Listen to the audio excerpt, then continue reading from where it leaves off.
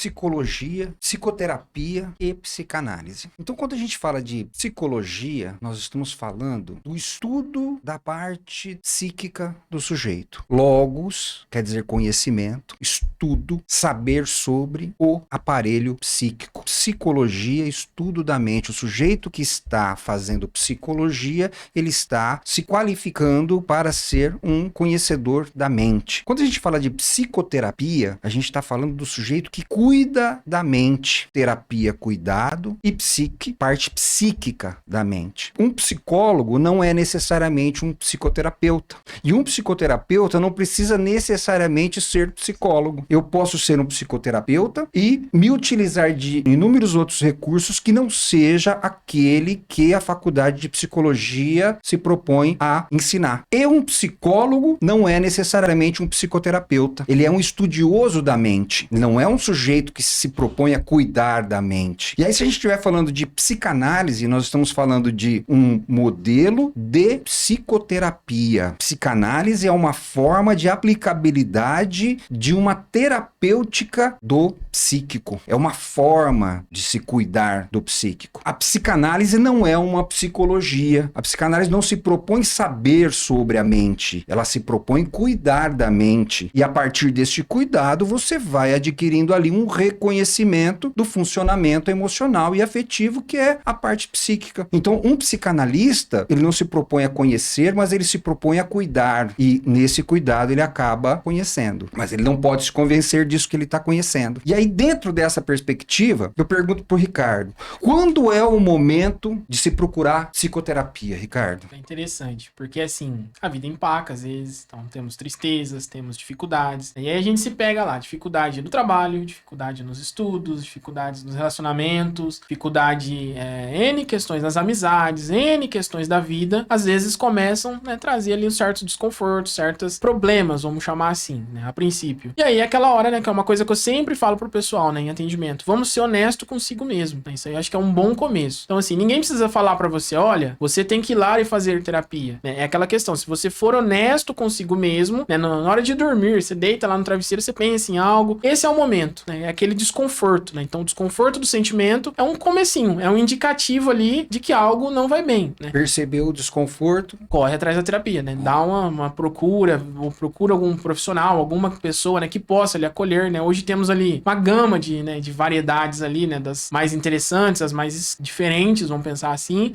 e aí você vai se encontrar lá, né, com um terapeuta, com um psicanalista, um psicoterapeuta, e aquele é o momento, né, que algo vai acontecer. Então, assim, o primeiro indicativo é você ser honesto consigo mesmo. Sim. Sentiu que tá tendo dificuldade, sentiu que não está muito bem os seus relacionamentos ou questões na sua vida, não hesite, né, busque ajuda profissional, busque ali um profissional, um psicoterapeuta, que ali pode ser o caminho de uma transformação na sua vida. Ô Marilda, e como que nasce um psicanalista? É interessante, né? Porque uma pergunta ligou a outra, né? Sim. Nessa percepção dessa dor interna, quando eu vou, né, em busca de um profissional que possa ser capaz de acolher essa dor, esse que se propõe a ser analisado, ele está aberto também para poder ser um bom psicoterapeuta, porque ele se colocou à disposição de ser analisado. Então, o psicoterapeuta, ele nasce no divã. Através da sua análise pessoal, ele vai ter um modelo para que ele possa aí também ser essa pessoa que vai poder acolher o outro. É um processo doloroso, porém, é possível essa transformação ao qual o Ricardo trouxe. O psicanalista, ele nasce a partir da percepção de uma dor psíquica, justamente o que o Ricardo estava falando. Sentiu essa dor psíquica, buscou a psicoterapia e aí, então, existe a possibilidade de se nascer um psicanalista. O Ricardo, você falou de transformação. Me fala um pouco dessas transformações que a psicoterapia, que a psicanálise propicia. Isso é importante também, né? Então,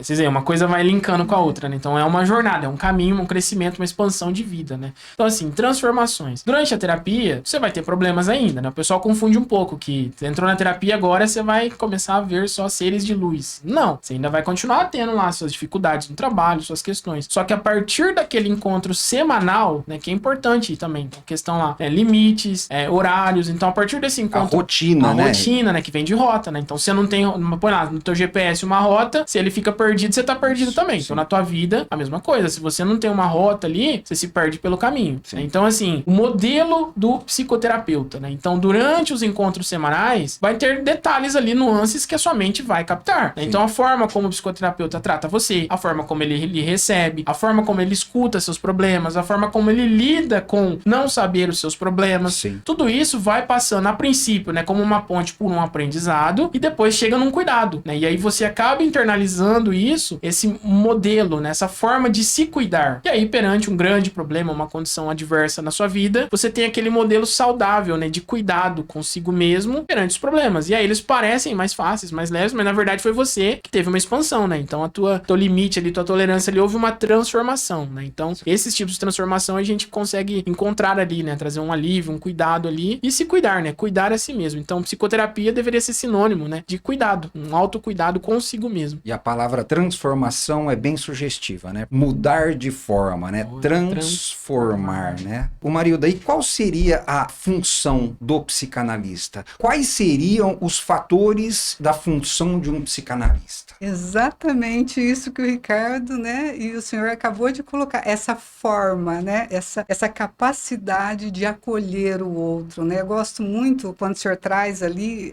sempre a palavra vocação, né, que vem do chamado. Então, se eu não pude perceber uma dor em mim e buscar uma ajuda para ter esse acolhimento de alguém que é capaz disso, porque é uma capacidade, muitos se colocam à disposição da prática da psicanálise, porém poucos são capazes do acolhimento. E quais são as funções que um psicoterapeuta ele vai exercer ali? Função materna e função paterna, numa analogia simbólica. Não vai ser a mãe, não vai ser o pai, mas ele vai exercer essas duas funções. Como se fosse, né, Exatamente, como se fosse. Então ele vai acolher com amor, com carinho, com verdade, vai trazer limites. Sim. Porque às vezes esse sujeito ele está tão desintegrado que ele precisa desse ambiente, que seja um ambiente livre de bajulações, livre de falsos elogios, para que ele possa... De convencimento, né, Mari? Exatamente. Essa possibilidade dessa transformação, porque às vezes ele está tão acostumado, né, no dito popular aí da sociedade, você nasceu assim a si mesmo? Não, como o senhor mesmo coloca, nós nos julgamos definidos, porém somos possibilidades. Essas possibilidades acontecem num ambiente acolhedor, num ambiente de amor, de verdade. Essa propensão do psicólogo, do psicoterapeuta comum de tentar convencer o outro de alguma coisa. E na realidade, tentar convencer o outro é uma grande falta de respeito. Quando o outro está aberto, uma palavra é transformadora, mas se ele não estiver aberto, milhões de tentativas vão ser em vão. O Ricardo, a Marilda acabou de falar aqui de função materna e função paterna. Qual que é a importância da família na estruturação emocional e afetiva? Boa, boa. E aí a família é tudo, né? Então parece clichê, a gente vê muito hoje em filme, série, então é meio batido, mas o pessoal parece que não tem esse modelo internalizado ainda. Então assim, a família é a base, é o começo de tudo. Então a gente nasce ali já se instala o primeiro trauma, né? Então até então você estava num paraíso, vamos chamar assim, né? Então não sentia fome, frio, calor, dor, né? Mínimo do mínimo ali, de repente você nasce. E aí você tá exposto a estímulos, né? Então você já sente frio, fome, uma dor, uma coisa ou outra, e ali já começa a instalar uma determinada angústia. Então o primeiro trauma é o nascimento. Só pensar nos desconfortos. Então assim, todo mundo vai ter angústia, todo mundo nasceu. A partir dali a gente começa a se reorganizar, construir, né? Ter processos rodando dentro da nossa mente, vamos chamar assim, que vão se estabelecer a partir do funcionamento familiar. Função do pai, função da mãe, função materna, função paterna, vão ser modelos internalizados que você vai levar para toda a vida perante problemas. Né? Então você tem problemas. Como que você vai lidar com aquilo? Né? Você vai se frustrar? Você vai tentar resolver? Você vai fantasiar? Você vai se iludir? A família, ela é a base porque ela vai trazer esse alicerce. Sim. E aí eu pergunto, né? Uma família em conflito, como que vai ser esse alicerce? Né? Então você tenta erguer um edifício num alicerce que não é para um edifício. Vai trazer inúmeros problemas. Né? Já vamos construir nossos problemas ao longo da vida. Todo mundo ali vai construir suas dificuldades, suas questões. E aí, além disso, você ainda carrega um pouco das questões familiares. Herdado, né? Então, você vê, então são coisas que nós carregamos uma carga muitas vezes que não é nossa, além da nossa. Sim. E aí vai ficando realmente pesado e difícil. E se essa carga... compromete a estruturação e o desenvolvimento. Isso. E aí, se essa bagagem familiar não for bem organizada, bem nutrida, né, com amor, você vai ter muito mais dificuldades ali ao longo da sua vida. Então, a família é a base e a importância, né, da estruturação mental. Fundamental. Esse microfone, por exemplo, quando eu falo, o som chega e sai para todo mundo. Mas por trás disso aqui, tem inúmeros processos acontecendo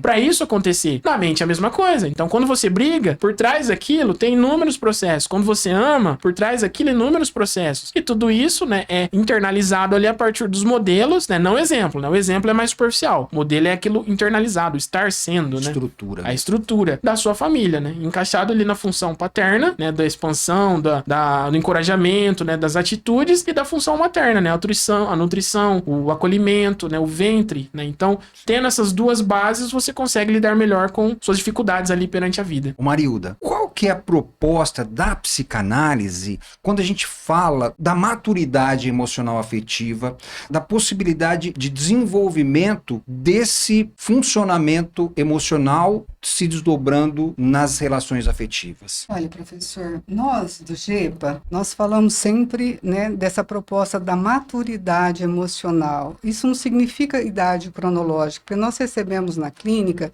pessoas de idades variadas em busca dessa transformação, dessa possibilidade aí de ter alguém para pensar junto, porque sozinho nós só vamos imaginar. A sociedade, ela traz aí um padrão, né, que tem que ser tudo igual, e não, cada ser humano é único. Então, quando nós temos a possibilidade de ter alguém para pensar junto conosco, e que esse alguém esteja de acordo com a realidade, vai trazer uma possibilidade desse sujeito começar a pensar, peraí, isso aqui não está me fazendo mais sentido, olha, isso aqui foi um desejo, hoje não faz mais sentido eu viver isso. E aí ele começa a perceber que essa maturidade emocional, a própria palavra sugestiva, né, maturação, idade, então, assim, não faz sentido na minha idade cronológica hoje eu ter atitudes de uma criança birrenta, de um adolescente que quer viver as experiências, porque muitas vezes nós precisamos perguntar para o nosso paciente, vamos pensar juntos, né? Você quer muito isso, é um desejo. Freud estruturou toda a psicanálise na teoria da sexualidade, é um desejo. Esse desejo, ele pode ser adiado, porque se ele puder ser adiado, existe aí uma possibilidade de eu renunciar agora para que eu possa, né, futuramente está satisfazendo esse desejo. Isso aqui, tudo que está acontecendo,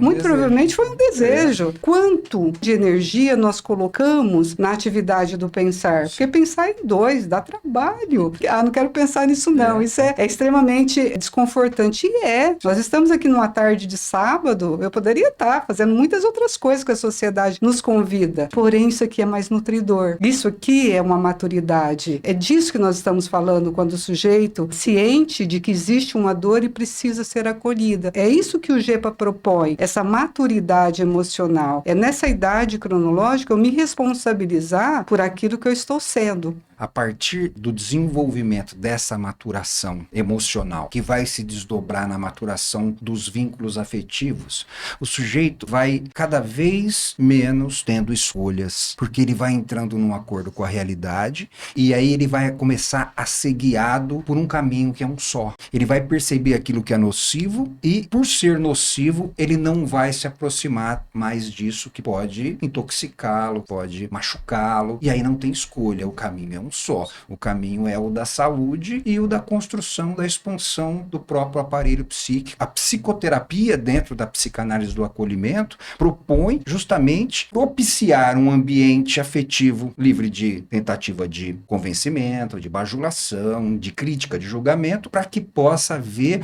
uma reparação do aparelho emocional afetivo e que ele possa estar de acordo com a realidade e perceber que o caminho é um só.